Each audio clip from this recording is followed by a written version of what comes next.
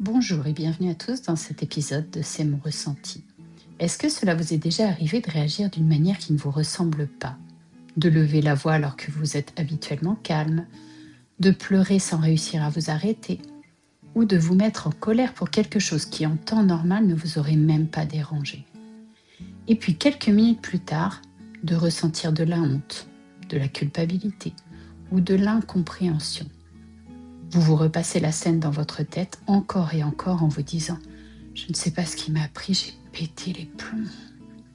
Sur le moment, on a parfois l'impression d'avoir perdu le contrôle sans raison.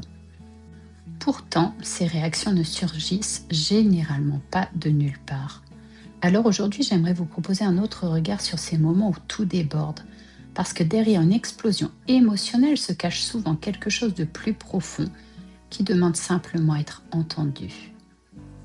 Nous avons tendance à croire que nos réactions sont provoquées uniquement par ce qui se passe dans l'instant présent.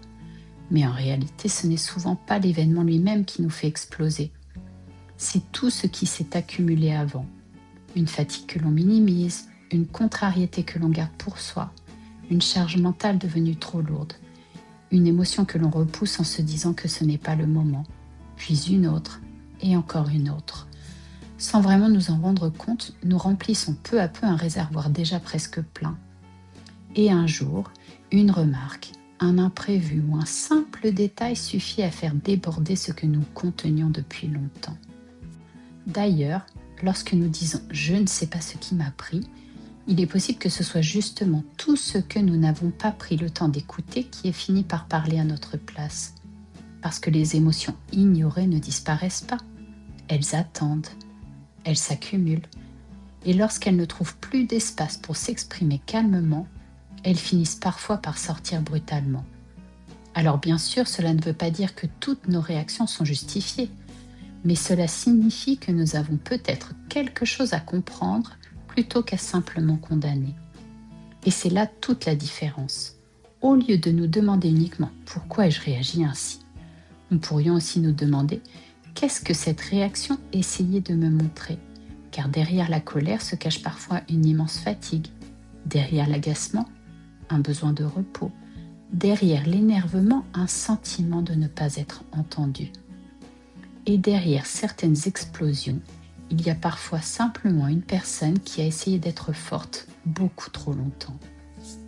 Prenons l'exemple d'une maman qui gère tout. Le travail, les enfants, les repas, les rendez-vous, les imprévus du quotidien. Chaque jour, elle avance, elle organise, elle anticipe, elle règle les problèmes avant même qu'ils apparaissent. Et pourtant, personne ne voit toujours l'énergie que cela lui demande. Alors elle continue, jusqu'au jour où un simple verre tombe par terre. Et là, elle explose, elle crie, elle s'énerve, puis elle s'en veut immédiatement. Pourtant, au fond, ce n'était pas le verre cassé qui avait provoqué cette réaction. C'était l'épuisement accumulé depuis des semaines. De la même façon, pensez à cette personne qui dit toujours oui. Oui pour rendre service, oui pour aider, oui pour faire plaisir. Pendant longtemps, elle met les besoins des autres avant les siens. Puis un jour, quelqu'un lui demande encore quelque chose. Et cette fois-ci, elle répond sèchement, presque agressivement même. Là encore, ce n'est pas cette demande qui est responsable. C'est l'accumulation de tous les oui qu'elle aurait voulu transformer en non. Et c'est souvent ainsi que fonctionnent nos explosions émotionnelles. Elles sont rarement liées à un seul instant. Elles racontent souvent toute une histoire qui a commencé bien avant. Passons à un conseil pratique. Premièrement, cherchez la véritable source. Lorsque vous avez une réaction excessive, évitez de vous arrêter uniquement à ce qui vient de se passer. Essayez plutôt de remonter le fil. Demandez-vous, de quoi ai-je manqué ces derniers jours? De sommeil, de calme, de soutien, d'écoute? Souvent, la réponse se trouve là. Deuxièmement, faites des pauses avant d'être à bout. Nous attendons souvent d'être épuisés pour ralentir. Pourtant, prendre soin de soi n'est pas une récompense que l'on mérite après avoir tout donné, c'est un besoin essentiel. Quelques minutes de calme, une promenade, une respiration profonde ou un moment seul peuvent parfois éviter bien des débordements. Troisièmement, exprimer les petites frustrations avant qu'elles deviennent énorme. Nous avons parfois peur de déranger ou de créer un conflit, alors nous gardons tout à l'intérieur. Mais les frustrations non exprimées ressemblent à des cailloux que l'on met dans un sac. Un seul ne pèse presque rien, mais à force d'en accumuler, le poids devient difficile à porter. Exprimer calmement ce qui vous dérange est souvent plus sain que d'attendre l'explosion. Et quatrièmement, accordez-vous de la compassion. Après avoir perdu votre calme, vous pouvez reconnaître votre erreur si cela est nécessaire. Mais évitez de vous définir par ce moment. Vous n'êtes pas votre colère, vous n'êtes pas votre réaction. Vous êtes tout simplement un être humain qui traverse parfois des périodes difficiles. Et cela mérite davantage de compréhension que de jugement. Aujourd'hui, prenez quelques minutes pour faire un point avec vous-même. Voici l'exercice du jour. Installez-vous dans un endroit calme, puis complétez cette phrase. En ce moment, ce qui me pèse le plus, c'est...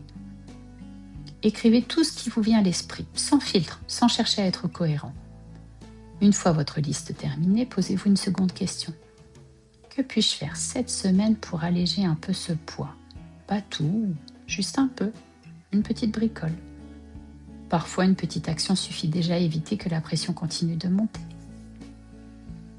Avant de terminer cet épisode, j'aimerais vous laisser avec cette idée. Lorsque vous pensez « je ne sais pas ce qui m'a pris », essayez peut-être de remplacer cette phrase par une autre, du style « quelque chose en moi avait besoin d'être entendu ».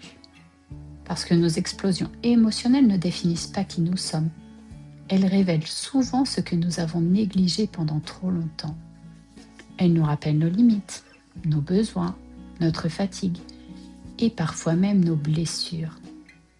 Alors la prochaine fois que vous traverserez un moment comme celui-là, essayez de vous regarder avec un peu plus de douceur. Non pas pour excuser ce qui s'est passé, mais pour comprendre ce qui vous a conduit jusque-là. Car c'est dans cette compréhension que commence souvent le véritable changement.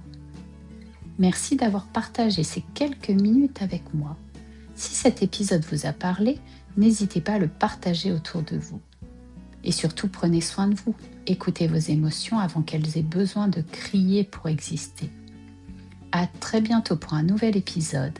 D'ici là, pas à pas, laissez-vous inspirer par le changement.